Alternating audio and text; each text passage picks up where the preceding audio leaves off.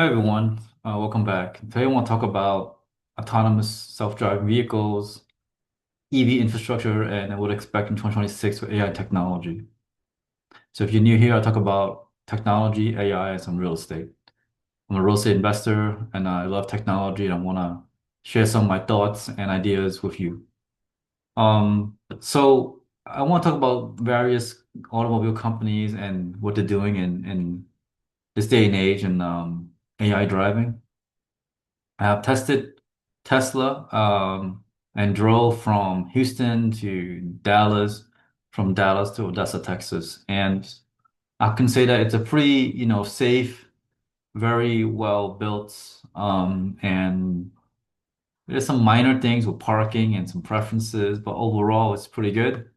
I use the latest version 14.2.2.2. I believe that's what it's called, the latest one. And it's pretty phenomenal. The next one will be refining the parking issue. I think, and then once you get that, they'll be solved. The other one that came out in the news was Rivian. It's hands-free now. It's multi-sensor camera, radar, and lidar. They're trying to get to level 4, but it's not there yet, I don't think. One day when I go to a showroom and test it out, I'll let you know. But so far, it's just new. It just came out, so I don't think they're really there yet. But we'll test it out and see. It might surprise me. Then you have Waymo, the pre-map like Super Cruise, and they're not as great as Tesla because in San Francisco lights went out and they got stuck, so the mayor recalled them, whereas Tesla went through a breeze. So you can see that two different ideology and thought system. One was vision based, it's being kind of like sentient, like a human, think like a human, and then the other one's more like pre-map, just making sure it's in safety roads, stuff like that. And it did not go through when the lights went dark, and that was the issue. Then you have Aurora, which is Aurora Innovations, and that's a fleet trucking company that's automation AI, and that one is the running here in Dallas, I think to Houston, and that one is trying to do like Tesla, and they have mixed sensor stack, and got some lidars and that. And I think if that does well, I'll be very excited. And I hope Rivian does well too. I want all of them to do very well in the radar and lidar, because I want a safer, environment for driving and less accidents, right? Because humans makes mistakes sometimes. You get sleepy. You might have some drunk drivers, some of that. So you want to have a machine actually to actually drive because it's safer. You know, when you feel like you're not, it's more safer that way. Okay, and then especially for truck driving, and then we have. So Aurora, I can kind of show you a little picture of it. If you haven't know about Aurora Innovations, then you go to Google and send you a picture. I'll show you a picture of it. Aurora Innovations is a very interesting company. I saw a little article on it on TV, and I want to share with you because I think it's a very nice company, and I think it will do well as long as this technology can really work. So it's right here. Aurora self-driving freight is here. So it's a truck company that makes, self-driving easy. Um, so this is how it looks like. The future of freight is superhuman. I agree with that. I mean, wouldn't you one day want a safe truck driver that's not sleepy, that doesn't scare you when it goes off the edges and off the lines? I like that because I feel more safe, next to this big rig. So it has LiDAR on the top. See LiDAR on the top here. Has some sensors, maybe radar, and they call it Aurora.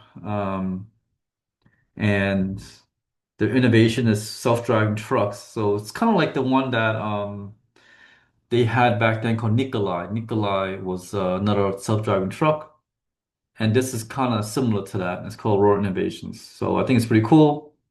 I'm excited about this one. The testing in my hometown, Dallas, to I think Houston is what I believe, or Austin, one of those places. It's a world what customer loads in Texas. That's the Aurora driver, has superhuman capabilities like Tesla. Um, Detects pedestrian like Tesla, making it aggressive space for aggressive drivers. So that's nice. Detecting and sharing roads emergency. That's like Tesla. That's good. These are very hard to do, but they're very good. Detecting flashing lights, so you know. a human holding a stop sign. Those are very hard to yet program that in the software and make sure it does well. So you're in good company. So I'm excited about this one. Kenworth, everyone's using FedEx, all these NVIDIA chips. So I'm really excited about this company. So I just want to show you that this is why they think this is the future and why I think they'll do well. Hopefully they do well. So that's Aurora Innovations, Aurora. Okay. That's sort of like Tesla Semi, and some other one. Like back then it was Nikolai, but it went bankrupt because some issues with the I don't know. It was kind of like a whole thing. There was a whole documentary on it, but basically self-driving trucks. Um, so that's Aurora, and then Neural is partnered with Uber, Lucid Gravity to do a robo-taxi fleet for like robo-taxis, almost like a Uber. So that's that. And I want to go through about I'm very excited about this EV infrastructure charging. So as you know, I'm a big EV guy and I love looking at EV chargers, and especially rural areas that we need, like Oklahoma, Roswell, New Mexico, West Texas, like Big Bend country where you go hiking. I like to go to those remote areas because, like where I live in DFW, there's so many chargers.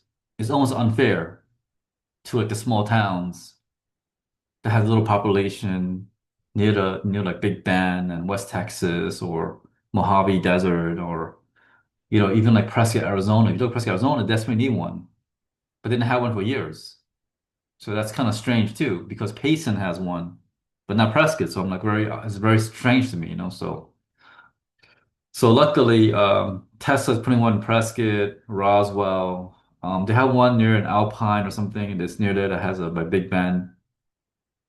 So the other one's filling in the gap as well as Electrify America, which is interesting story, a Volkswagen scandal. They owed them a lot of money, so Volkswagen, the government forced them to pay out a lot of fines, and the fine became Electrify America, where they put EV chargers. That was under that agreement. Okay, that's the Volkswagen scandal happened. I think they were like charging more money for gas or something, and then they got caught in that scandal. Now EVgo, which is pretty large too. ChargePoint, which is very famous, EV Connect blinking, but Blink is not that great. I tried some Blink, it's not that great. I won't recommend Blink. This one, Cell Recharge, okay. Pulse and Ion is a newer one, but it's a consortium of many automakers that are non-Tesla, and they create this Iona to provide, places where you need it. So like some places, like I can show you the map where you really need it. I can show you in here. So let me bring a map up and I'll show you. Here's a map here. So I can point out to you Oklahoma, right? So this is Apple Maps. Okay, you see here in Oklahoma, I've been studying this for a few years.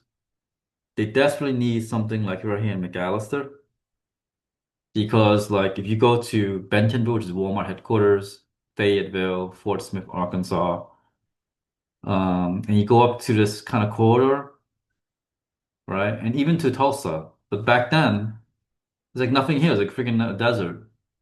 So now Walmart's gonna put one in here, and Tesla they do a voting system. They say, I want you to vote, okay? And if you have something you want, let me know and I'll put it in. And essentially, they voted this one because there was nothing there.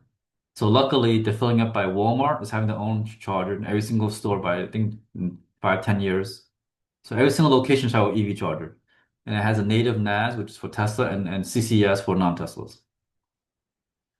So that will fill up. Then when you look in here, like this West Texas corridor, like over here, there's an old supercharger for Tesla, but down here, Big Bend, right? There's like nothing here really.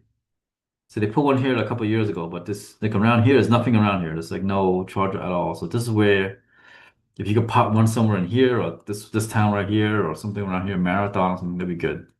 Or somewhere around here. Marfa would be good. Um, then when you come up to this area, the capital of the crash site, UFO crash site in 1947, there's nothing in here. There's like absolutely nothing. It's like desert. So recently they put one in here from Tesla. They put one here, but they're missing. They voted, said we want one in Roswell. then as you can see, these are all like funny stuff because this just done a long time ago.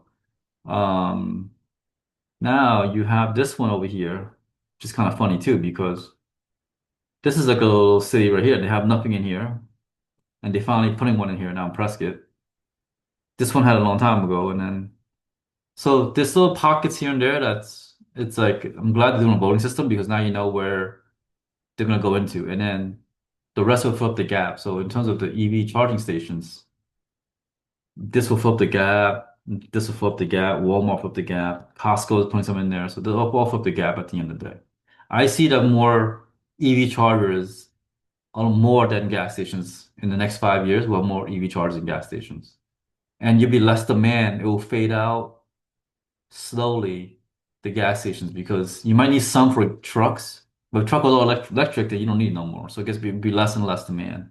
That's what I see. And then what I see is a lot of autonomous AI agents doing a lot of work for you, which helps you productivity. Physical robots, so this is like a sci-fi movie coming true to life. And I can see this in Ukraine and Ukraine war with Russia because drones use a lot. There's a drone warfare, there's AI warfare now. They use the quadcopters, the Baba Vanga, which is like a huge, like little, like an octopus, and it drops like huge bombs. They're using a robot like rovers that grows in the ground and it has machine gun or something. So I see this evolving to be physical robots. Could be transformers. It could be sea to air to land, air to land, and sea to land, and sea to air. Like it could have wings, it could fly or something. These things could be reality, and that's what I see because they're making it. They're making it in Japan. They're making it in probably Ukraine, all over the place. And Ukraine's a birthplace because I think for real testing, real world testing, because you have to, when they're fighting the Russians, they're like, oh, let me test this, let me test that out, let me see this Baba Vanga and everything else. And then they're testing every single out to see what works, you know. And I'm sure Russians are doing the same thing too. So, and our government is taking notes, say, wait, this is what we gotta start doing because it's gonna be AI drone warfare at the end. And there won't be humans inside those planes or those small little tanks or something, you know. So we said self-truck driving is already here. We'll see more of that. AI device, custom chips, software, robotics, cybersecurity, regulations. So we need definitely regulations because it's you have unregulated stuff, it can go out of control. So that's the issue. We need clear guidance, common sense regulations, so the AI doesn't take over us, and essentially, and AI augmentation and help us. So you need a human and you need a human AI touch. You need human connection, but you need AI to do the $1 task and the little task for you as a business. And for other businesses, you need AI to carry your task without risking human lives, like going to Mars, going to war, those things like that. You need like someone who's not human, like nuclear sites or something, to do the task of repairing it without being contaminated by radiation, right? That's what you need. So that's what I see in 2026. And this is the world we're living. We're living in an AI world. Okay. So that's what we see right now. And yeah, and time goes fast every single day and I can't believe it's 2026 already. So okay, great. That's it for this video. Thank you.